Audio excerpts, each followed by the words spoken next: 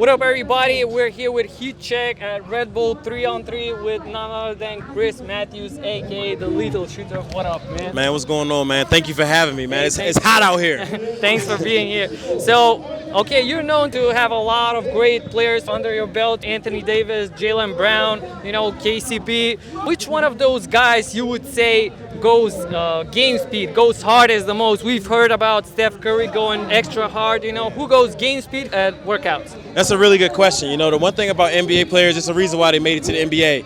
I want to say every single client goes hard. They come in with their goal to win a championship. So this summer, like you're saying, the guys that you name, they're all taking it to the next level because they want to be great. The one thing you know about the NBA as well, it's evolving. So you can't have the same mindset every year if you want to be great. You got to lock in more every single year if you want to take it to the next level. So I want to say every single client that I train, when they come into the workout, they're giving 110%. Got you. And obviously, you want to cater every workout to the specific player. You had workout with Sabonis, and obviously he goes off the pick and pop a little bit more. MPJ is a little bit more in transition, shoots the three.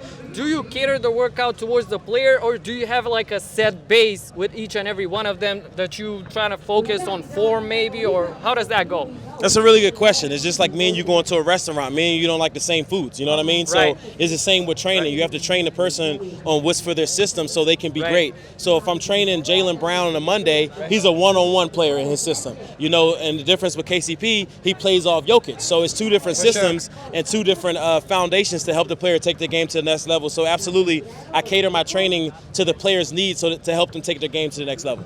All right, so during those shooting practices and workouts, who would you say has the top score when it comes to shooting? What's the highest score on a Lethal Shooter workout when it comes to NBA players? Yeah, well, training everybody, I'm able to push them to an uncomfortable situation that they're all shooting great. But one of the biggest moments I had was with Kentavious Caldwell-Pope when he was playing for the Lakers before he was traded to two other teams. But one day he made 70 straight jump shots in a row. 70 in a row? 70 straight jump shots in a row, and we stayed in the workout for like an extra 2 hours because as he was shooting, I was like, bro, I feel like you can push yourself to the next level. He was like, nah, man, I'm tired.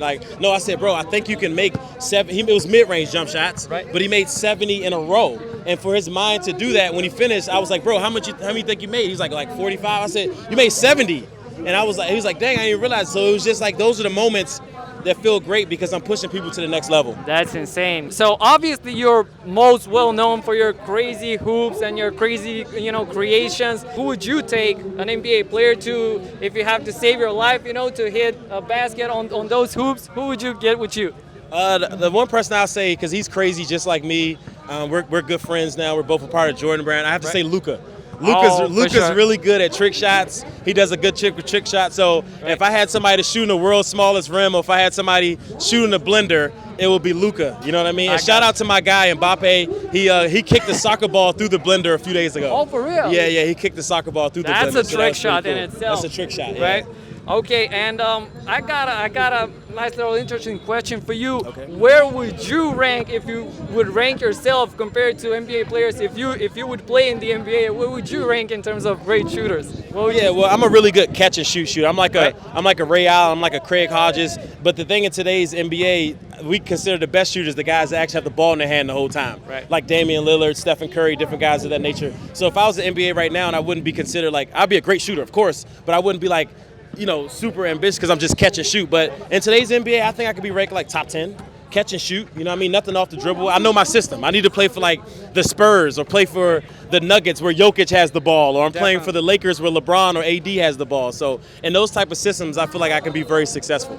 Definitely. And for guys watching now, guys and girls watching this, what would you say is a nice little base workout? What's your go-to shooting workout when when somebody is in a slump to get back, or just to have a nice base of shooting? What's a nice little workout for them? Yes, I say this in all my interviews. I did an interview a few days ago with ESPN. I'll say kids, make sure, adults as well, if you feel like you're going through a shooting slump, the same thing I do with my clients, make sure you're form shooting. Make sure you take the time to build that foundation. Like I said the other day with Kevin Garnett, when you first drove your first car, your mom and dad didn't put you on the highway. They put you on the back street to learn. So if you feel like you're not doing something the right way, you got to go back to that foundation. Get to the basics. You got to go back to the basics. So if you want to take your jump shot to the next level, make sure you're form shooting. It's very important. Thanks so much. Hey guys, you heard it here from the man himself. Chris Matthews, the lethal shooter. Thanks so much, bro. Thank you for having me, man. Yep.